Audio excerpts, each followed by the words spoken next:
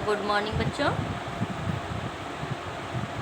आज हम लोग खनिज तथा ऊर्जा संसाधन के अंतर्गत खनिजों का संरक्षण नामक टॉपिक पर अध्ययन करेंगे।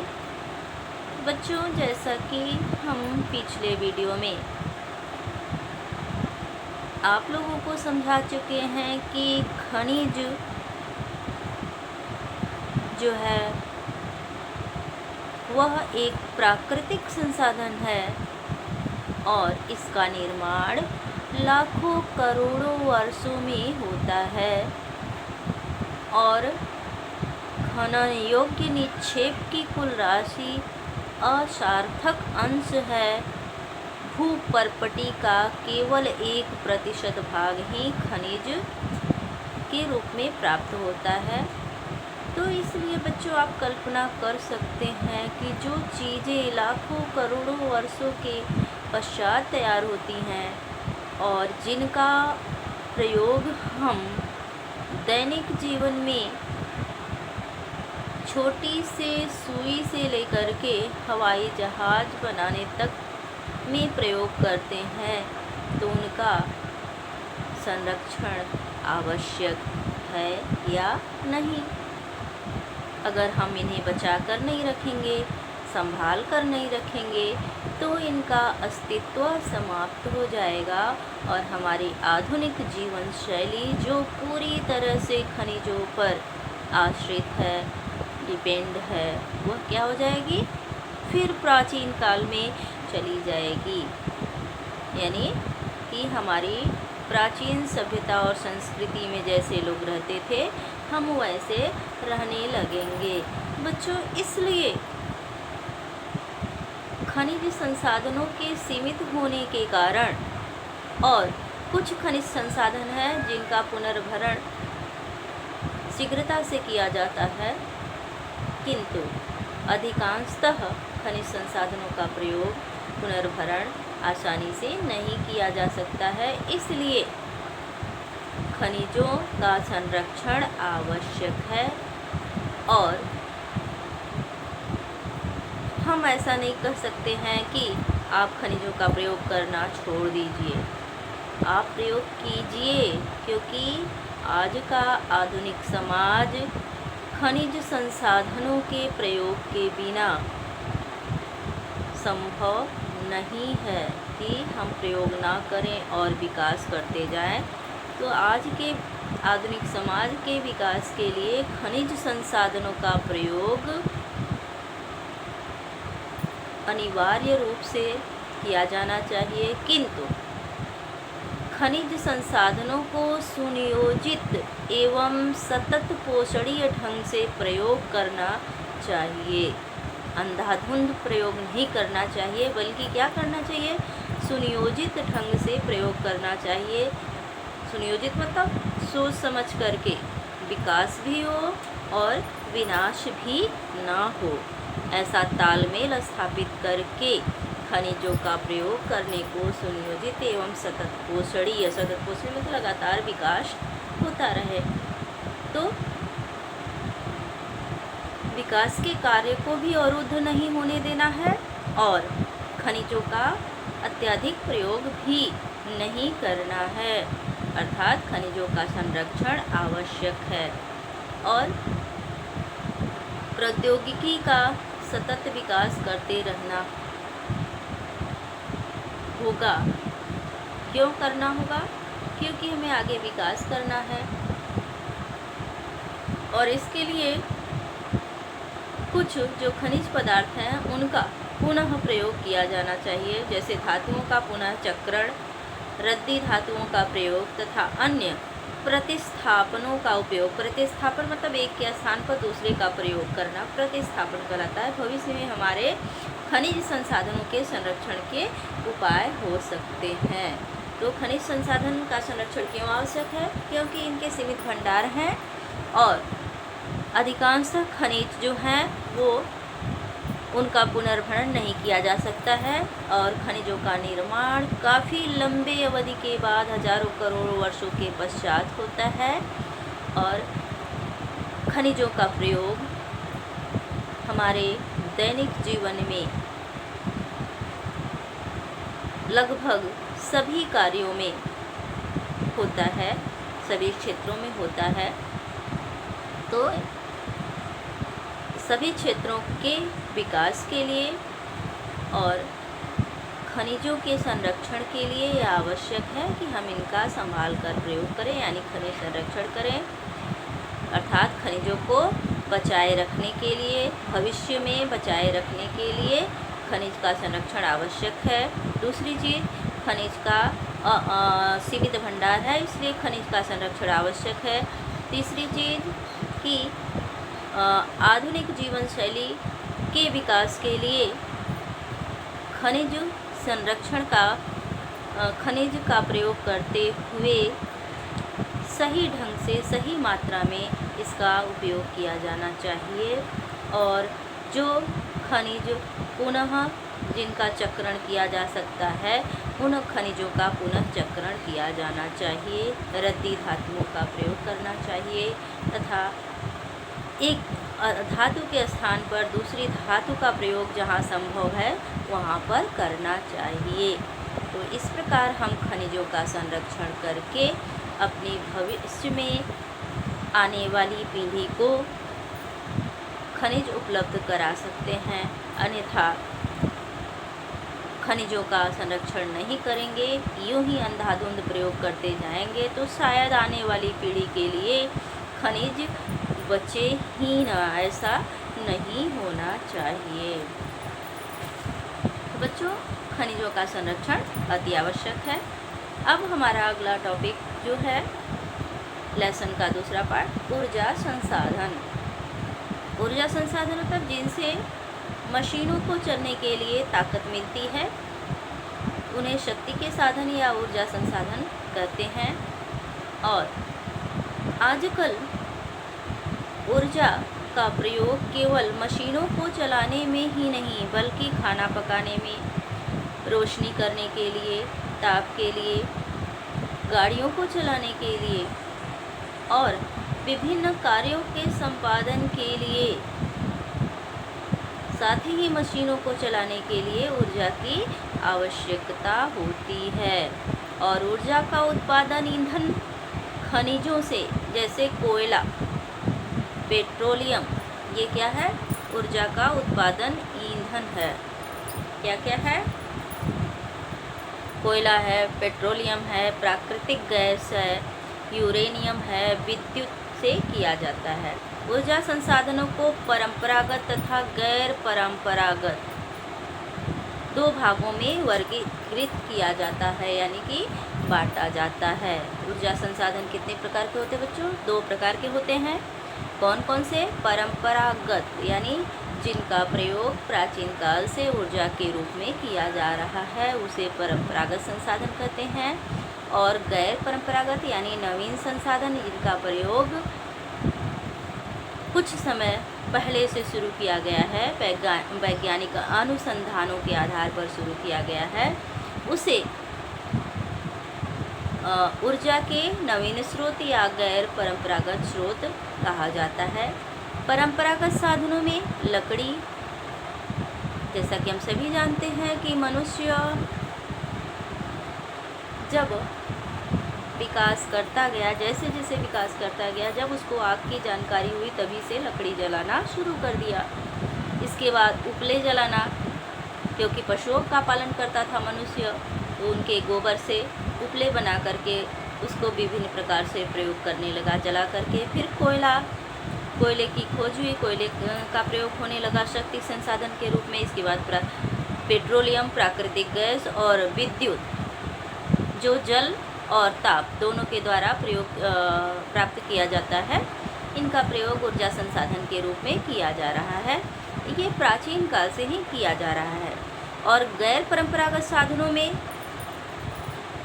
क्या क्या आता है? सबसे पहले आता है सौर ऊर्जा, पवन ऊर्जा, फिर ज्वारीय ऊर्जा, फिर भूतापीय ऊर्जा, फिर बायोगैस तथा परमाणु ऊर्जा।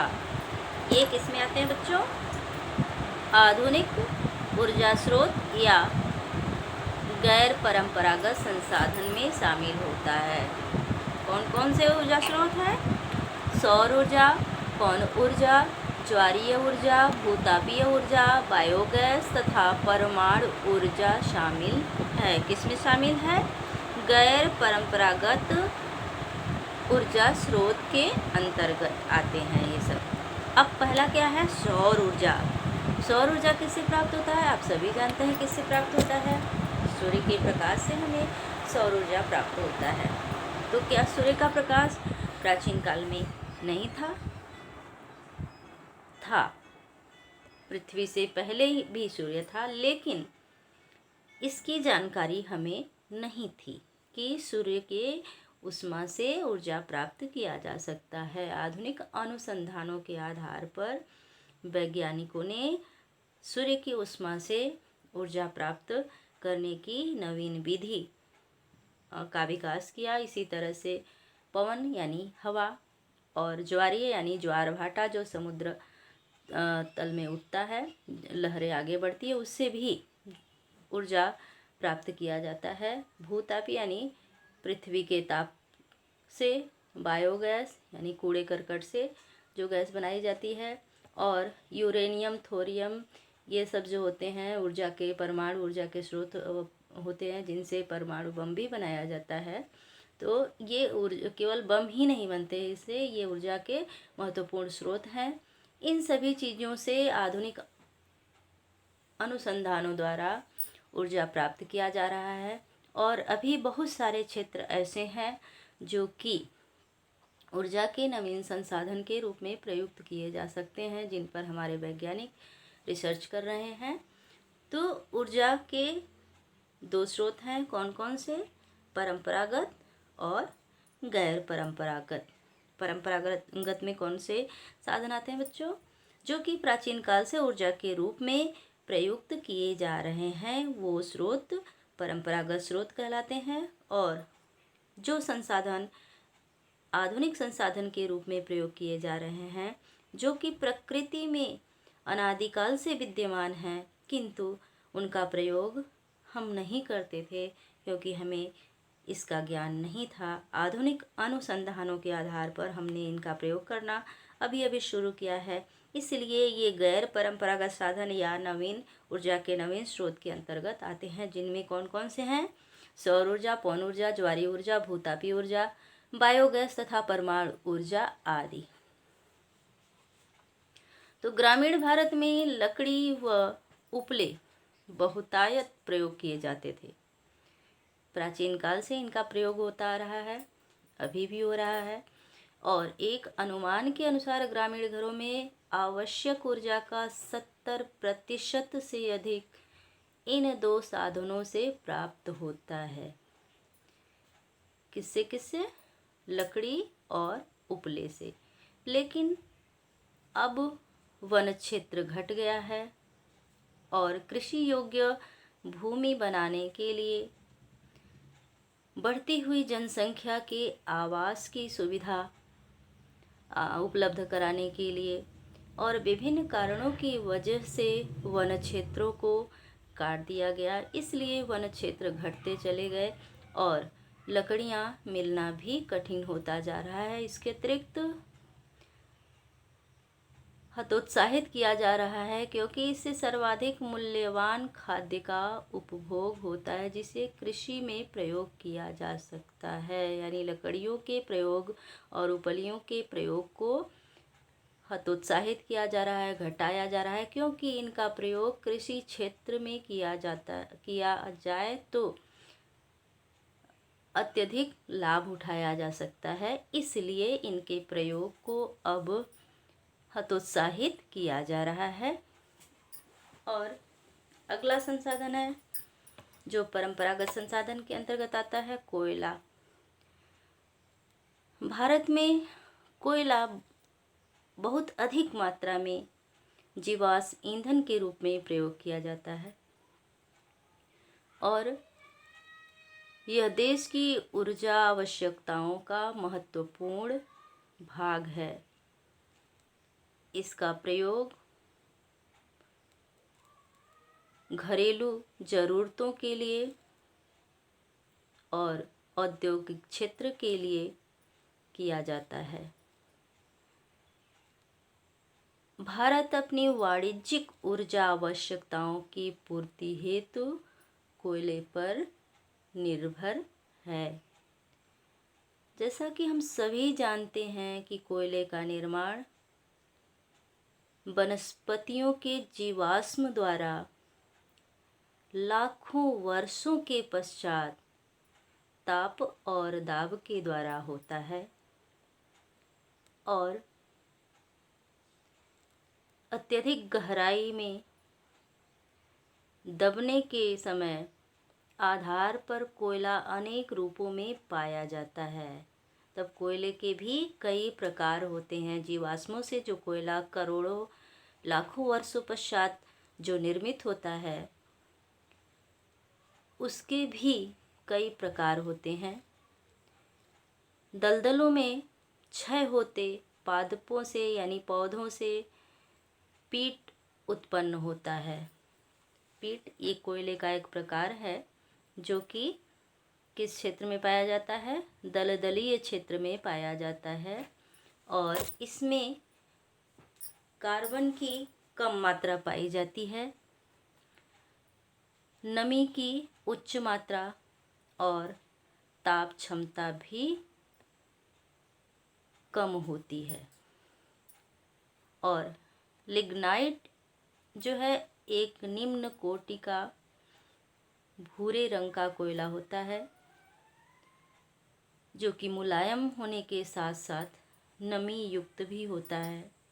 और लिग्नाइट के प्रमुख भंडार जो हैं भारत में तमिलनाडु के नेवली में मिलते हैं और विद्युत उत्पादन में प्रयोग किए जाते हैं। तब इनका प्रयोग जो है वो विद्युत उत्पादन में किया जाता है।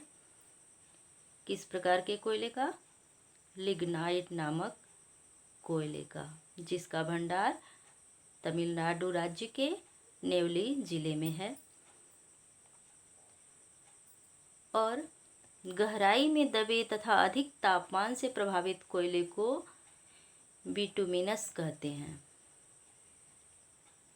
कौन सा कोयला कहा जाता है? जो गहराई में मिलता है उसे बिटुमिनस कहा जाता है, जो कि वाणिज्यिक प्रयोग में सर्वाधिक प्रयोग किया जाता है। यानी कि उद्योग धंधों में, व्यापार के क्षेत्र में इसका अत्यधिक प्रयोग किया जाता है। धातु शोधन में उच्च श्रेणी के बिटुमिनस कोयले का प्रयोग किया जाता है। और एंथ्रेसाइट कोयला जो है वो सबसे सर्वोत्तम गुण वाला और कठोर कोयला होता है। तब सबसे उत्तम कोयला क्या होता है बच्चों? एंथ्रेसाइट, जो कि कठोर होता है। भारत में कोयला दो प्रमुख भूगर्भिक युगों के शैल क्रम में पाया जाता है। इसमें पहला है गोंडवाना क्षेत्र और दूसरा है टर्शियरी निक्षेप। गोंडवाना कोयले जो धातु शोधन कोयला है के प्रमुख संसाधन दामोदर घाटी, दामोदर नदी पश्चिम बंगाल में बहती है, तो दामोदर घाटी पश्चिम बंगाल और झारखंड, ये दामोदर परियोजना भी है, पश्चिम बंगाल और झारखंड की संयुक्त परियोजना है। झरिया रानीगंज बोकारो में स्थित है जो महत्वपूर्ण कोयला क्षेत्र है। और गोदावरी, महानदी, सोन, वर्धा नदी घाटियों में भी कोयले के जमाव पाए जाते हैं। टर्शियरी कोयला क्षेत्र, जो दूसरा कोयला क्षेत्र है, कौन सा है? टर्शियरी कोयला क्षेत्र उत्तर पूर्वी राज्यों जैसे मेघालय, असम, अरुणाचल प्रदेश तथा नागालैंड में पाया जाता है। और यह कोयला जो टर्शियरी कोयला होता है यह स्थूल होता है। इसका प्रयोग करने पर भार घटता है क्योंकि यह राख में परिवर्तित हो जाता है। टर्शियरी कोयले की विशेषता क्या है कि इसके प्रयोग करने पर इसका भार घटता है और यह राख में परिवर्तित हो जाता है। इसी कारण भारी उद्योग तथा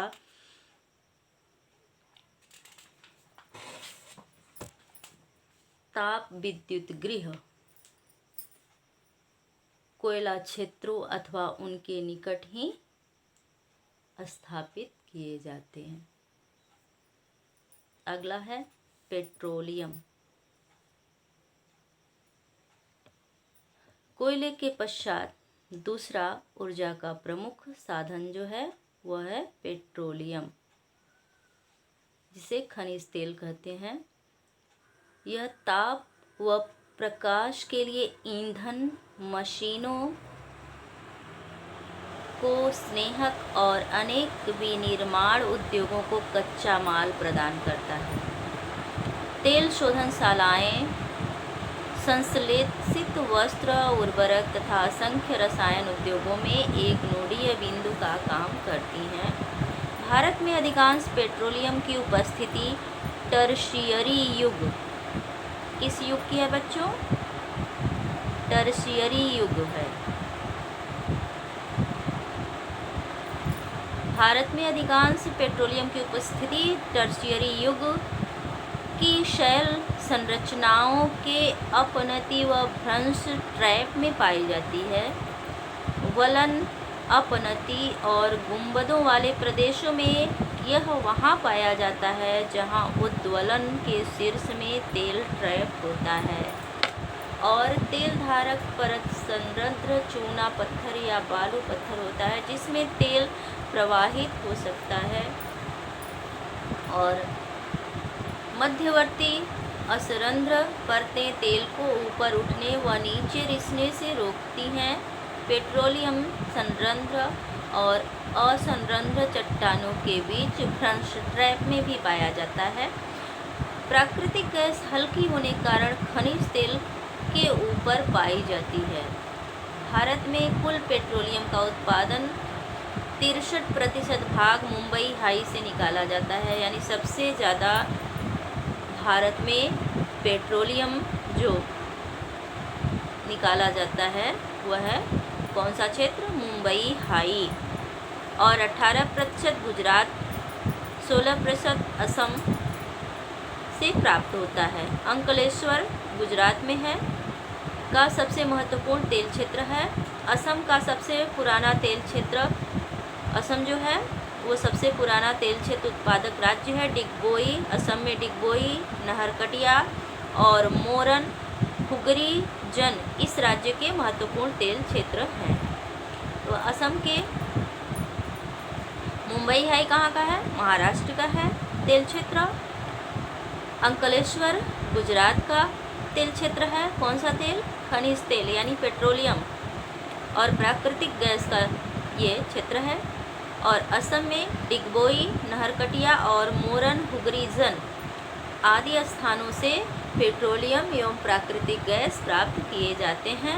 अगला जो ऊर्जा का स्रोत है वह है प्राकृतिक गैस। प्राकृतिक गैस जो है वह एक महत्वपूर्ण स्वच्छ ऊर्जा संसाधन है जो पेट्रोलियम के साथ अथवा अलग भी पाई जाती है। जैसा कि अभी हमने पेट्रोलियम में बताया कि यह पेट्रोलियम के ऊपरी सतह पर प्राकृतिक गैस हल्की होने के कारण ऊपरी सतह पर पाई जाती है और कहीं कहीं अलग भी प्राप्त होती है।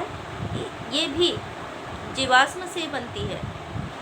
इसे ऊर्जा के एक साधन के रूप में तथा पेट्रो रसायन उद्योग के एक औद्योगिक कच्चे माल के रूप में प्रयोग किया जाता है।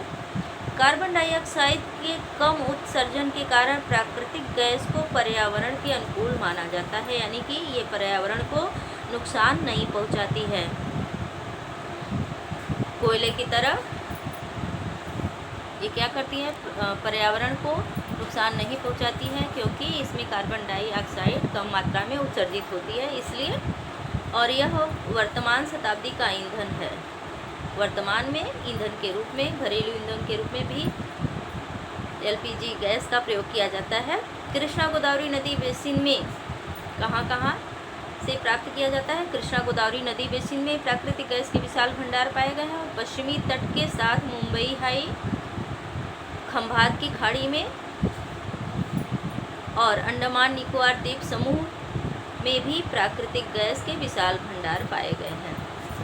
1700 किलोमीटर लंबी Hazira Vijaypur Jagdishpur gas pipeline Mumbai high और बेसिन को पश्चिमी उत्तरी भारत के उर्वरक, विद्युत व अन्य औद्योगिक क्षेत्रों से जोड़ती है।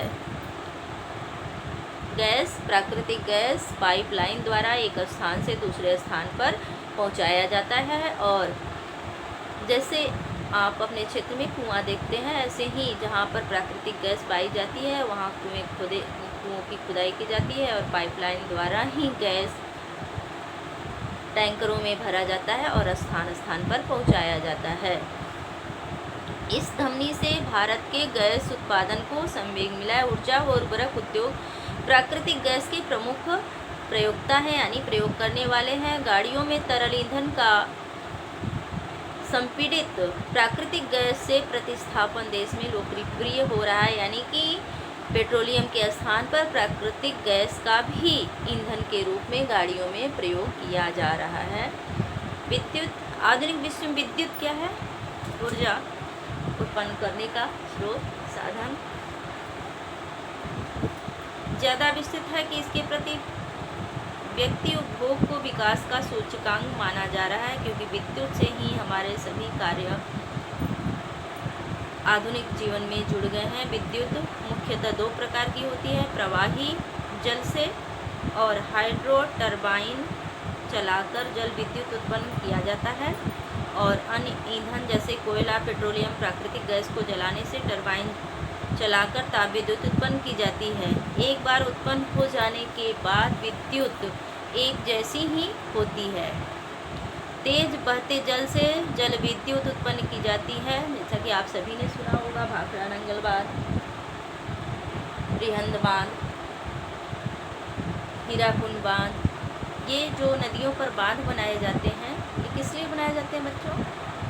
इन्हें बहुउद्देशीय परियोजनाओं के अंतर्गत हम आप लोगों को पढ़ा चुके हैं कि नदियों पर बांध बनाए जाते हैं। इनका पहला उद्देश्य क्या होता है? बाढ़ को नियंत्रित करना, और दूसरा जल विद्युत उत्पन्न करना। तो उसमें क्या होता है कि तेज बहते जल से जल विद्युत उत्पन्न की जाती है। बड़े बड़े टरबाइन लगाए जाते हैं, जल को तेज़ी से ऊपर उछाला जाता है टरबाइन के द्वारा, और फिर जल से विद्युत उत्पन्न की जाती है, जो उद्योगों के लिए प्रयुक्त किया जाता है, घरों में प्रकाश के लिए प्रयुक्त किया जाता है, यानी बहुत से उद्देश्यों की पूर्ति के लिए इनका प्रयोग किया जाता है। और कौन कौन सी परियोजनाएं हैं? भाखड़ा नंगल, दामोदर घाटी कारपोरेशन और कोपली हाइडल परियोजना आदि। ताप विद्युत कोयला, पेट्रोलियम तथा प्राकृतिक गैस से प्रयोग से उत्पन्न की जाती है। ताप विद्युत गृह अनवीकरण योग्य जीवाश्मी ईंधन का प्रयोग कर विद्युत उत्पन्न करते हैं। अब है गैर परंपरागत ऊर्जा के साधन। तो इनका उपभोग जो है, ऊर्जा के बढ़ते उपभोग ने देश को कोयला, तेल, गैस जैसे जीवाश्मी ईंधनों पर अत्यधिक निर्भर कर दिया है।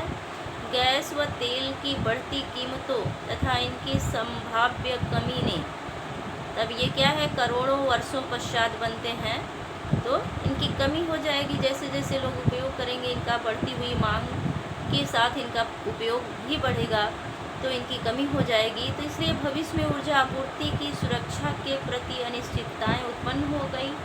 इसके राष्ट्रीय अर्थव्यवस्था की वृद्धि पर गंभीर प्रभाव पड़ते हैं। इसके अतिरिक्त जीवाश्मी ईंधन का प्रयोग गंभीर पर्यावरणीय समस्याएं उत्पन्न करता है। अतः नवीकरण ऊर्जा संसाधन जैसे सौर ऊर्जा, पवन ऊर्जा, ज्वारीय ऊर्जा, जैविक ऊर्जा तथा अपशिष्ट पदार्थ जनित ऊर्जा, अपशिष्ट मतलब कूड़े करकट से, जो कि हम कूड़ा करकट समझ करके घरों से निकाल देते हैं, उद्योग धंधों से निकलने वाले कूड़ा करकट, तो कंपनियों से उपयोग की बहुत ज़रूरत है। ये इनसे भी ऊर्जा उत्पन्न किया जाता है। ये ऊर्जा के गैर परंपरागत साधन कहलाते हैं। भारत धूप, जल तथा जीवभार साधनों में समृद्ध है। भारत में नवीकरण योग्य ऊर्जा संसाधनों के विकास हेतु बृहद कार्यक्रम भी बनाए गए हैं। पहला, परमाणु ऊर्जा अथवा आणविक ऊर्जा। तो परमाणु अथवा आणविक ऊर्जा जो है अणुओं की संरचना को बदलने से प्राप्त की जाती है, और जब ऐसा परिवर्तन किया जाता है तो ऊष्मा के रूप में काफ़ी ऊर्जा उत्पन्न होती है, और इसका उपयोग विद्युत ऊर्जा उत्पन्न करने में किया जाता है। और इसका स्रोत है यूरेनियम, थोरियम, जो झारखंड और राजस्थान की अरावली पर्वत श्रृंखला में पाए जाते हैं। और आणविक ऊर्जा के उत्पादन में इनका प्रयोग किया जाता है। केरल में मोनाजाइट जो रेत में पाया जाता है, और थोरियम, ये सब परमाणु ऊर्जा में प्रयोग किए जाते हैं। क्या क्या? यूरेनियम, थोरियम और मोनाजाइट, ये सब परमाणु ऊर्जा के रूप में प्रयोग किए जाते हैं। सौर ऊर्जा, जैसा कि आप सभी जानते हैं कि भारत एक उष्णकटिबंधीय देश है, और यहाँ सौर ऊर्जा की असीम संभावनाएं हैं। फोटोवोल्टाइक प्रौद्योगिकी द्वारा धूप को सीधे विद्युत में परिवर्तित किया जाता है। भारत के ग्रामीण तथा सुदूर क्षेत्रों में सौर ऊर्जा तेजी से लोकप्रिय हो रही है। कुछ बड़े सौर ऊर्जा संयंत्र देश के विभिन्न भागों में भी स्थापित किए गए हैं, और ऐसी अपेक्षा कि सौर ऊर्जा के प्रयोग से ग्रामीण घरों में उपलों तथा लकड़ी पर निर्भरता को कम किया जा सकेगा।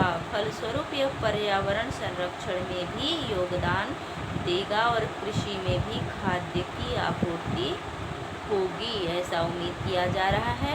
क्योंकि हमारे यहाँ, हमारा देश क्या है? उष्णकटिबंधीय देश है। यहाँ पर सौर ऊर्जा की कमी नहीं है। यहाँ तापमान लगभग 8 महीने उच्च रहता है, और आसानी से सौर ऊर्जा अधिक मात्रा में उत्पन्न किया जा सकता है, और सभी क्षेत्रों में इसका प्रयोग किया जा सकता है बच्चों, और यह पर्यावरण को भी हानि नहीं पहुंचाएगी। और अगला है पवन ऊर्जा, यानी हवा द्वारा उत्पन्न ऊर्जा। तो भारत में पवन ऊर्जा फार्म के विशालतम पेटी तमिलनाडु में नागरकोइल से मदुरै तक अवस्थित है। इसके अतिरिक्त आंध्र प्रदेश, तेलंगाना, कर्नाटक, गुजरात, केरल, महाराष्ट्र और लक्षद्वीप में भी महत्वपूर्ण पवन ऊर्जा फार्म हैं। नागरकोइल और जैसलमेर देश में पवन ऊर्जा के प्रभावी प्रयोग के लिए जाने जाते हैं, यानी हवा द्वारा उत्पन्न की जाने वाली ऊर्जा को पवन ऊर्जा कहते हैं। इसके बाद है बायोगैस, यानी कूड़े करकट अपशिष्ट पदार्थों से जो ऊर्जा उत्पन्न की जाती है उसे बायोगैस के अंतर्गत रखा जाता है। यह भी पर्यावरण के अनुकूल है, यानी पर्यावरण को हानि पहुंचाने वाला नहीं है। अगला है ज्वारीय ऊर्जा, महासागरीय तरंगों का प्रयोग। जो महासागरीय यानी समुद्री जल जो ऊपर नीचे उठता है उसी को क्या कहते हैं? ज्वार कहते हैं। ज्वार ऊपर, जल का ऊपर उठना, भाटा नीचे जाना। तो महासागरों में जो ये महासागरीय तरंगों का प्रयोग विद्युत उत्पादन के लिए, यानी ज्वार भाटा का प्रयोग किसमें किया जाता है? विद्युत उत्पादन के लिए। सक्रिय घाटी के आर पार बाढ़ द्वारा बनाकर बांध बनाए जाते हैं उच्च ज्वार में। इस सक्रिय घाटी नुमा प्रवेश द्वार से पानी भीतर भर जाता है और द्वार बंद हो जाता है और बांध में ही रह जाता है पानी। बाढ़ द्वार के बाहर ज्वार उतरने पर बांध के पानी को इसी रास्ते पाइपलाइन द्वारा समुद्र की तरफ बहाया जाता है और इसे ऊर्जा उत्पादक टरबाइन की ओर ले जाया जाता है। भारत में खंबात की खाड़ी, कच्छ की खाड़ी, पश्चिमी तट, गुजरात में, पश्चिम बंगाल में, सुंदरबन डेल्टा में जो है ज्वारी तरंगों द्वारा ऊर्जा उत्पन्न करने की आदर्श दशाएं उपस्थित हैं, जिनका अभी ज्वारी ऊर्जा का हम पूरी तरह से उपयोग नहीं कर पा रहे हैं। इन सभी क्षेत्रों में ज्वारी ऊर्जा उत्पन्न करने की दशाएं उपस्थित हैं। अगला है भूतापीय ऊर्जा, पृथ्वी के आंतरिक भागों से ताप का प्रयोग उत्पन्न की जाने वाली विद्युत को भूतापीय ऊर्जा कहते हैं। भू मतलब पृथ्वी, तापी मतलब तापमान, तो आंतरिक तापमान तो भूतापीय ऊर्जा इसलिए अस्तित्व में होती है क्योंकि बढ़ती गहराई के साथ पृथ्वी प्रगामी ढंग से तप्त हो जाती है। जहाँ भी भूतापीय प्रवणता अधिक होती है वहाँ उथली गहराइयों पर भी अधिक तापमान पाया जाता है। ऐसे क्षेत्रों में भूमिगत जल चट्टानों से ऊष्मा का अवशोषण कर तप्त हो जाता है और इतना तप्त हो जाता है कि पृथ्वी की सतह की ओर उठता है, तो भाप में परिवर्तित होने लगता है। इसी भाप का उपयोग टरबाइन चलाने और विद्युत उत्पन्न करने के लिए किया जाता है। यानी जहाँ पर क्या होता है, ऊष्मा का अवशोषण तप्त होता है जिस जगह पर, वहाँ पर टरबाइन लगा करके विद्युत उत्पन्न किया जाता है।